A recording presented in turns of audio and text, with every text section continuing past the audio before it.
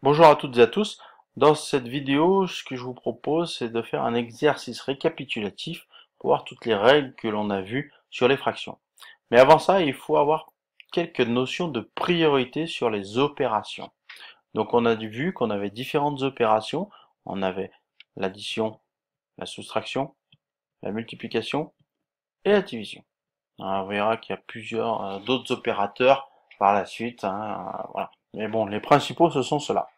Alors, déjà la priorité dans ces opérateurs. Si j'écris par exemple 2 plus 3 fois 4, qu'est-ce que je commence par faire? Est-ce que je fais le 2 plus 3 ou le 3 fois 4 en premier? C'est toujours la multiplication et la division qui sont prioritaires par rapport à l'addition et la soustraction. C'est-à-dire que je vais m'occuper d'abord du produit de 3 fois 4, c'est-à-dire 12, et après, je vais l'additionner à 2. Donc ça me fait 14. Voilà. Donc ça, c'est super important de bien comprendre la priorité des opérateurs. Alors, il y a autre chose. Si je veux faire l'addition en premier, eh ben, je vais être obligé de mettre des parenthèses. C'est-à-dire, je vais mettre 2 plus 3, le tout fois 4. Là, les parenthèses sont prioritaires par rapport à la multiplication et la division. C'est-à-dire que je vais m'occuper d'abord de ce qu'il y a dans la parenthèse, c'est-à-dire 2 plus 3, ça fait 5.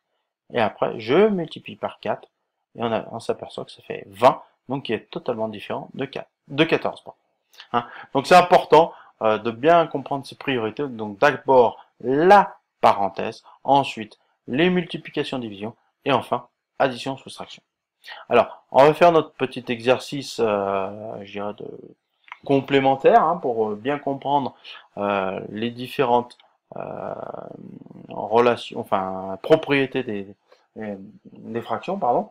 Donc je vais prendre l'exemple, j'ai moins 5 quarts divisé par 13 huitièmes moins 8 cinquièmes. Donc là on a plusieurs propriétés qui s'affichent. Donc on a vu avec les priorités, je vais m'occuper d'abord de ce qu'il y a dans la parenthèse avant de faire la division. Donc là je recopie, moins 5 quarts. Alors là je vais détailler le calcul. Plus on détaille, bon, ça fait des lignes, il faut pas être feignant, mais moins on risque de faire d'erreurs. Plus on maîtrise, moins on pourra faire de lignes. Voilà.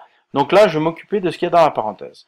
Donc, déjà, je vais m'occuper du signe, parce que j'aime pas les moins, il y a beaucoup de moins, donc je vais les éliminer. Donc j'ai 13 huitièmes, et là, je vais moins 8e, moins par moins, ça fait plus. Plus 8 cinquièmes. Voilà. Voilà, 13 huitièmes plus 8 cinquièmes. Donc là, je m'aperçois que je ne peux pas faire l'addition parce qu'ils n'ont pas le même dénominateur, donc il faut que je trouve le dénominateur commun. Alors, je recopie. Il faut bien recopier, c'est un peu, c'est un peu fastidieux, mais bon, c'est important si on ne veut pas se tromper. Donc là, le dénominateur commun, et ben là, on l'a vu dans une précédente vidéo, et ben il va falloir que je multiplie haut et bas de cette fraction par le dénominateur de la deuxième fraction. Donc ça fait 13 fois 5 sur 8 fois 5. Et celle-là, je vais multiplier haut et bas par le dénominateur de la première fraction. Donc ça fait 8 fois 8 sur 5 fois 8. On l'a vu dans les vidéos précédentes que cette fraction, c'est la même chose que cette fraction. Allez, je recopie.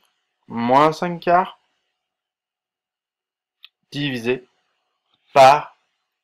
Alors là, 13 fois 5. 5 fois 10, ça fait 50, pardon. Plus 15, ça fait 65. 65 sur 8 fois 5, 40. Plus 8 fois 8, 64. Oups, je vais un peu trop vite, moi. Tac, tac, tac. 8 fois 8, 64 sur 40. Voilà.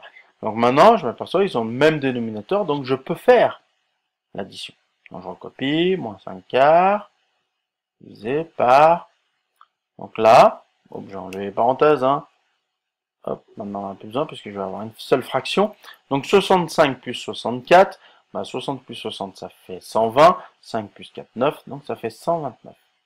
129 divisé par 40, 69 40e. Voilà, Voilà, on s'y retrouve un peu mieux. Donc maintenant, je vais transformer ma division en multiplication. Et souvenez-vous, pour transformer une division en multiplication, eh ben, on multipliait par l'inverse de la deuxième fraction. Donc 40 pardon, sur 129. Voilà, j'ai transformé la division en multiplication en multipliant par l'inverse. Donc ça me donne quoi? Moins 5 fois 40 divisé par 4 fois 129.